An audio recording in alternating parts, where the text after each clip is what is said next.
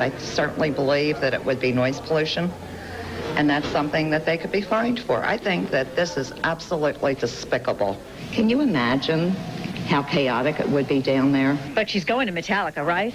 Oh, with bells on, hon. Before the show, band members weighed in on that, with drummer Lars Ulrich annoyed that heavy metal fans get such an automatic bad rap.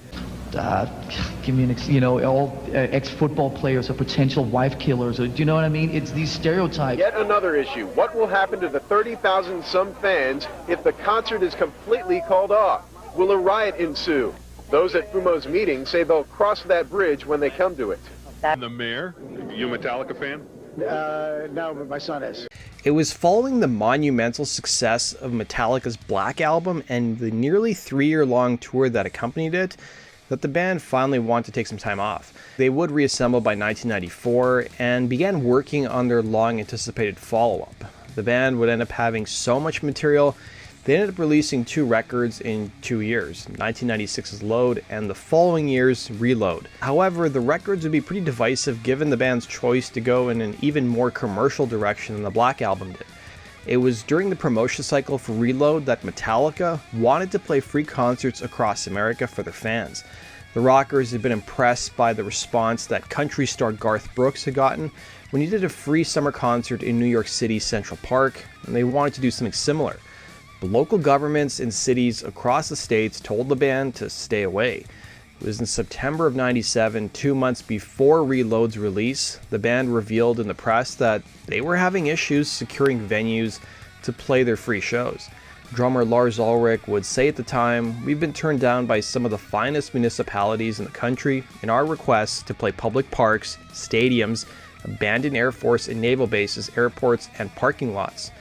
Metallica soon changed their plans, just wanting to play one free concert, which would be broadcast by dozens of radio stations across the country. As for the location of that one free show, they turned it over to their fans. Metallica would set up a 1-800 number and an email address for fans to send in suggestions for a suitable concert site.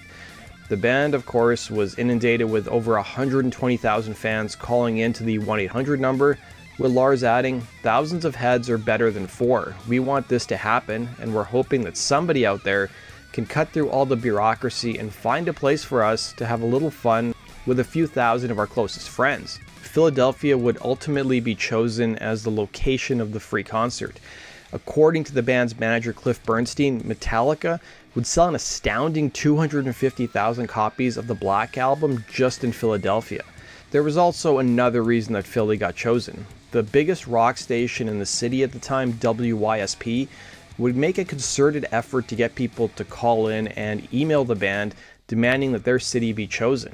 The station would also do some legwork trying to find a suitable location, talking to the band's label Elektra to see what Metallica required for their free show, in addition to contacting city officials and local promoter Electric Factory Concerts, while of course also listening to their fans about a possible location.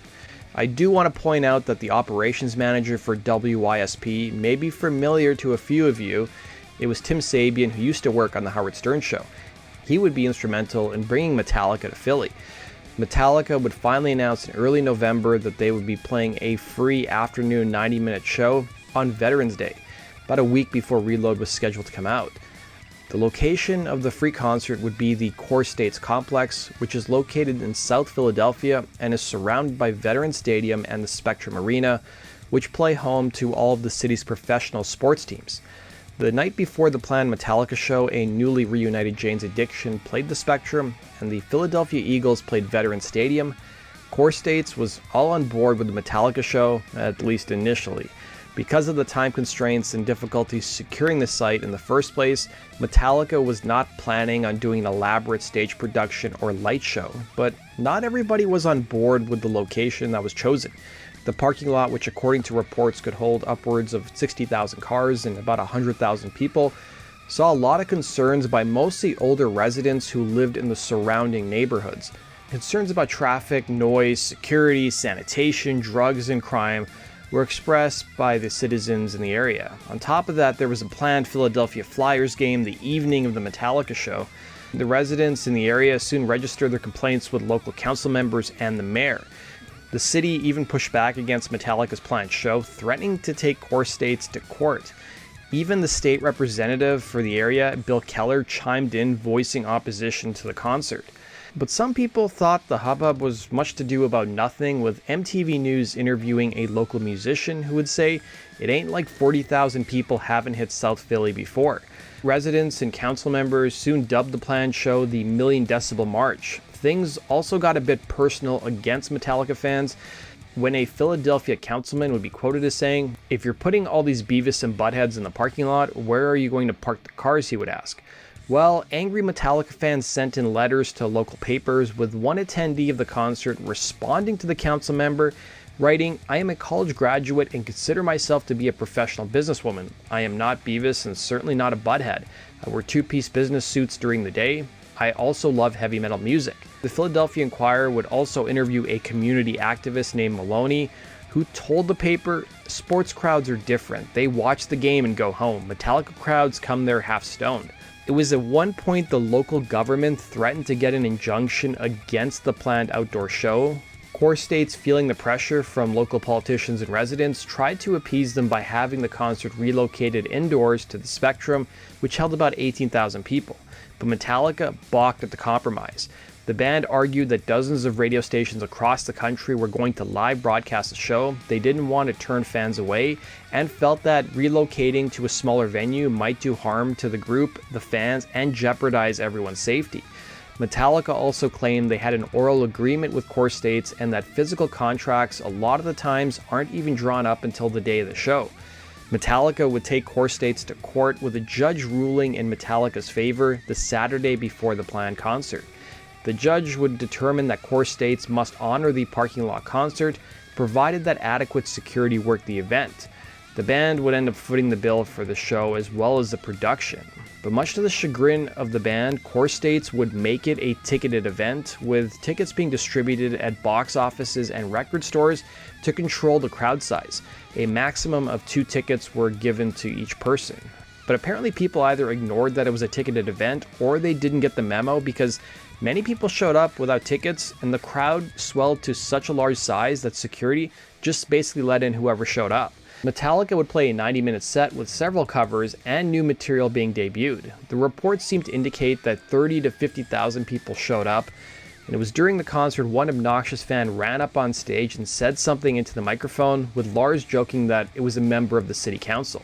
The concert went reasonably well as 300 police officers worked the event, and the police would report 4 arrests for drug possession, public drunkenness, and disorderly conduct. One person had to be taken to the hospital with a broken arm. As for how the residents felt after the concert, here's what the news reported. And so after all was said and done, the concert came and went with no serious problems, and work is still going on to clean up the concert site. Let's go live to Action News reporter Dan Cuellar. Dan? Well, Jim, if there was a concert here this afternoon, you can barely tell. In fact, workers are about to shut off the lights. They're almost done. For me personally, things always seem to go down a lot quicker than they go up. And such is the case with the giant Metallica stage, which is all but gone here tonight. Workers began dismantling the stage almost immediately after the concert came to an end about 4:30 this afternoon. In fact, the Metallica limos hadn't even pulled out of the parking lot when the stage began to come down. The city streets department was also at work cleaning up after the concert. This is about equal to most events we have. Most events we have is real messy like this. Football games and the like. Games. And there was no question Metallica fans were grateful to the band for the free concert event. There also seemed no question on the thoughts of neighborhood leaders who had worried about potential problems. It was a very beautiful, quiet, normal day in our neighborhood. We have plenty of police force to keep everything in perspective. And the fans, the concert went around well. While also crediting the efforts of the Philadelphia police, Mayor Ed Rendell also believes the band and its fans got a bit of a bad rap. I think what happened is people get scared of the unknown, number one. Number two, when you get a heavy metal group and you know, people who look a little strange, although there's some controversy about whether Metallica actually looks a little strange. So what was the big fuss? That seems to be the question a lot of people are asking tonight. As a matter of fact, a lot of people seem to feel that there were a lot more problems last night with the Eagles game than with the Metallica concert here this afternoon. But our story doesn't end there. The NHL team, the Philadelphia Flyers, were playing the Ottawa Senators the night of the Metallica show. One of the Flyers players, Jani Niinema, was a huge fan of Metallica and went to the concert. The defenseman was a healthy scratch from the game that night and was traded by the organization a few months later. It was long insinuated that he was traded because he attended the Metallica show. But Niinema clarified years later that he was told the day of the concert he would not be playing the game and only decided afterwards to go see the band. The Pro Shot concert would be released 4 years later in 2001 for the band's fan club and be titled Band in Philly. That does it for today's video, guys. Thanks for watching. If you have suggestions for future topics, use the link in the description box below. We'll see you again in Rock and Roll Stories. Take care.